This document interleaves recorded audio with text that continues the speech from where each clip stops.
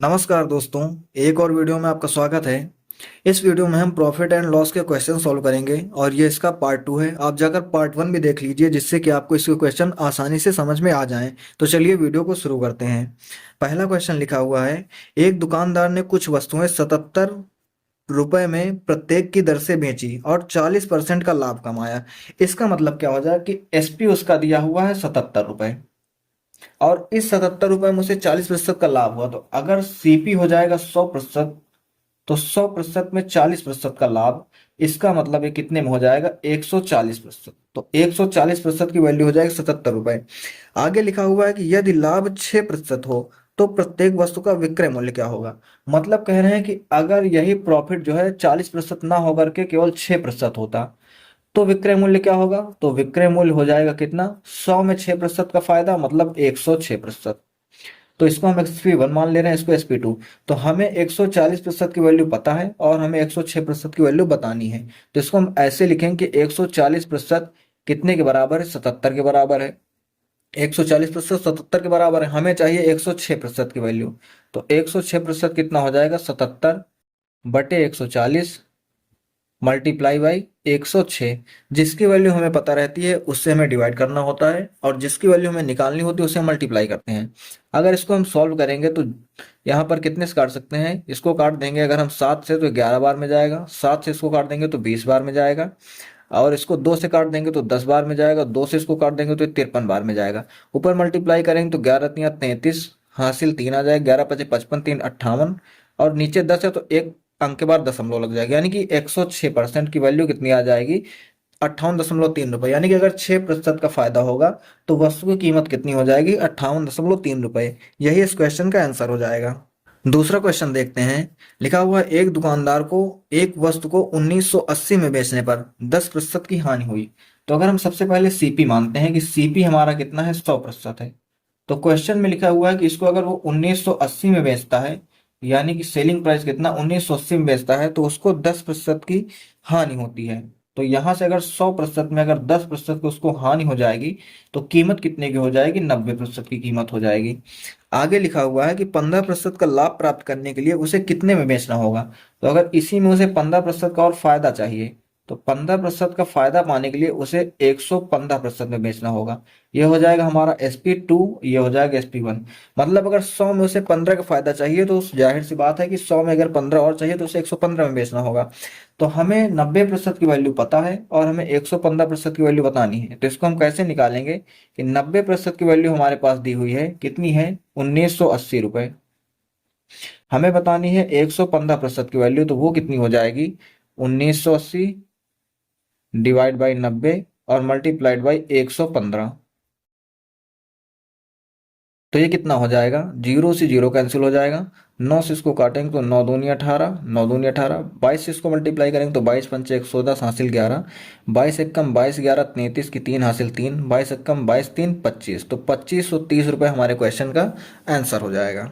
तीसरा क्वेश्चन देखते हैं। लिखा हुआ है, जब किसी टीवी का विक्रय मूल्य 18,700 रुपये होता है तो दुकानदार को 15% की हानि होती है।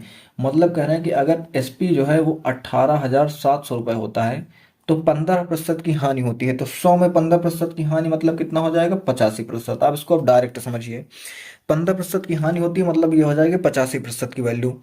आगे लिखा हुआ है कि अगर उसे 15% का लाभ चाहिए तो कितने में बेचना चाहिए। तो हम अगर सीपी बोलें कि सीपी हमारा 100% होता है और इसमें अगर उसको 15% का फायदा चाहिए तो वो कितने में बेचेगा, 100 में अगर 15 का फायदा चाहिए तो वो 115 में बेचेगा। ये हो जाएगा हमारा SP2।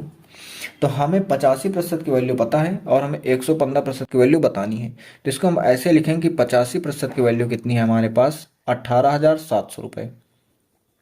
हमें बताना क्या है, 115% की वैल्यू। तो कितनी हो जाएगी, 18,700 डिवाइड बाई 85 और मल्टीप्लाइड बाई 115। इसको आगे अगर हम सॉल्व करेंगे, 70 से काटते हैं तो 70 पचे 85, 70 से काटेंगे तो 11 बार में जाएगा, 5 से इसको काटेंगे तो 23 बार में जाएगा, 23 से 11 को अगर मल्टीप्लाई करेंगे तो 3 5 2 और आगे 2 जीरो आ जाएंगे। तो 25,300 रुपये ये हमारे क्वेश्चन का आंसर हो जाएगा। चौथा क्वेश्चन देखते हैं। लिखा हुआ है, 11% लाभ और 13% हानि पर किसी वस्तु के विक्रय मूल्यों का क्रमशः अंतर 204 रुपये है। सबसे पहले हम इसमें सीपी मानेंगे। सीपी हमारा कितना है, 100%। अब क्वेश्चन में दो चीजें लिखी, पहले लिखा है 11% लाभ, फिर लिखा है 13% लाभ। तो अगर इसमें हम 11% लाभ निकालेंगे प्लस का 11%, तो ये हो जाएगा 111%। ये क्या हो जाएगा, SP1। आगे लिखा हुआ है 13% हानि। 13% हानि समझना मतलब ये हो जाएगा SP2। तो अगर इसमें 13% की हानि होगी तो कितने में आ जाएगा, ये वस्तु की कीमत हो जाएगी 87%। ठीक है, ये चीज समझना। अब लिखा हुआ है कि विक्रय मूल्यों का अंतर जो है वो 204 रुपए का है। अब अगर आप ध्यान से समझिए तो यहाँ से और यहाँ के बीच में, यानी कि दोनों विक्रय मूल्यों में प्रतिशत में अंतर कितना है, तो प्रतिशत में अंतर है 24% का। 87 और 111 के बीच में 24% का अंतर है, और क्वेश्चन में दिया गया है कि इसकी वैल्यू कितनी है, 204 रुपए। तो हमें बताना क्या है, हमें क्रय मूल्य यानी कि हमें 100% की वैल्यू बताना है। तो सिंपल है, 24% की वैल्यू हमें पता है, हमें 100% की वैल्यू निकालनी है। तो डायरेक्ट हम इसको कैसे निकालेंगे, 100% की वैल्यू हमारे पास कितनी हो जाएगी, 204 डिवाइड बाई 24 और मल्टीप्लाइड बाई 100। इसको अगर हम सॉल्व करेंगे, इसको 4 से काटते हैं तो 4 छंग 24, 4 से इसको काटते हैं तो 51 बार में जाएगा, 3 से काटेंगे तो 2 बार में जाएगा, 3 से काटेंगे तो 17 बार में जाएगा, 2 से इसको काटेंगे तो 50 बार में जाएगा। तो 17 पचे 85 और एक जीरो आ जाएगा, यानी कि 850 रुपये क्या हो जाएगा हमारे क्रय मूल्य। 100% की वैल्यू आ गई, और 100% हमारा क्या था, क्रय मूल्य था। तो क्रय मूल्य की वैल्यू कितनी हो जाएगी, 850 रुपये। लास्ट क्वेश्चन देखते हैं। एक वस्तु 20% के लाभ पर बेची जाती है। यदि उसके क्रय मूल्य और विक्रय मूल्य दोनों को 100 रुपये कम कर दिया जाए तो प्राप्त लाभ 4% अधिक होगा। क्रय मूल्य ज्ञात कीजिए। अब इसमें दो केस हैं, आप दोनों को ध्यान से समझिए। दोनों में CP और SP की बात की गई है। पहले केस में लिखा हुआ है कि अगर वस्तु जो है वो 20% के लाभ पर बेची जाती है, यानी कि पहले अगर उसकी कीमत 100 रही होगी तो 20% के लाभ मतलब 120 में बेची जाती है। इसका अगर हम रेशियो निकाल लेंगे तो 20 से कटेंगे 5 बार में, 20 से कटेंगे 6 बार में।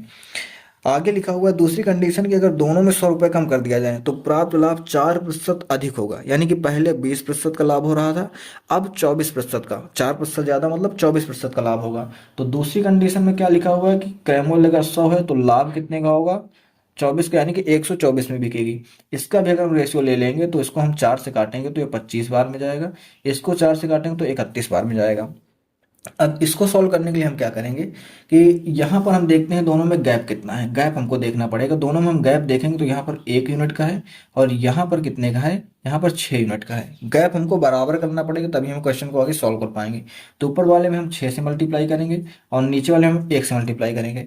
इसी डाटा को हम आगे लिखते हैं। तो इसमें अगर हम 6 से मल्टीप्लाई करेंगे तो ये हो जाएगा 30, और इसमें 6 से मल्टीप्लाई करेंगे तो ये हो जाएगा 36। नीचे वाले में 1 से मल्टीप्लाई करेंगे तो कोई चेंजेस नहीं आएगा, 25 आ जाएगा और 31 आ जाएगा। अब आप ध्यान से समझो, ये पहला वाला केस है, दूसरा वाला। तो इसमें देखो आप अंतर कितने का है, तो 31 और 6 सॉरी 36 और 31 में जो है 5 यूनिट का अंतर है। इधर भी आप देखो तो 30 और 25 में 5 यूनिट का ही अंतर है। क्वेश्चन में क्या कहा गया था वो उसको पढ़िए। क्वेश्चन में लिखा हुआ था कि दोनों में 100 रुपए कम किए जाते हैं, यानी कि यहाँ पर भी 100 रुपए, यहाँ पर भी 100 रुपए। तो हमारे केस में अगर हम देखते हैं तो 5 यूनिट का अंतर है, तो 5 यूनिट किसके बराबर हो जाएगा, 100 रुपए के बराबर। तो यहाँ से 1 यूनिट की वैल्यू कितनी आ जाएगी, 5 के बराबर, सॉरी 1 यूनिट की वैल्यू कितनी आ जाएगी, 20 रुपए के बराबर। हमें बताना है कि क्रय मूल्य क्या होगा। तो क्रय मूल्य जो होगा वो पहले केस वाला होगा, क्योंकि ये वाली चीज जो है ये बढ़ी हुई यूनिट है, 100 रुपए बढ़ाने के बाद है। तो पहले केस में हम देखते हैं तो क्रय मूल्य कितना यूनिट है, 30 यूनिट है, और 1 यूनिट की वैल्यू कितनी है, 20 रुपए। तो 30 यूनिट की वैल्यू कितनी हो जाएगी, 30 इंटू 20, यानी कि कितना हो जाएगा, 600 रुपये। यही हमारे क्वेश्चन का आंसर हो जाएगा। 30 यूनिट जो था वो पहले वाला क्रय मूल्य था, और इसकी वैल्यू कितनी आ जाएगी, 600 रुपये। वीडियो अच्छी लगी हो तो वीडियो को लाइक करके चैनल को सब्सक्राइब कीजिए।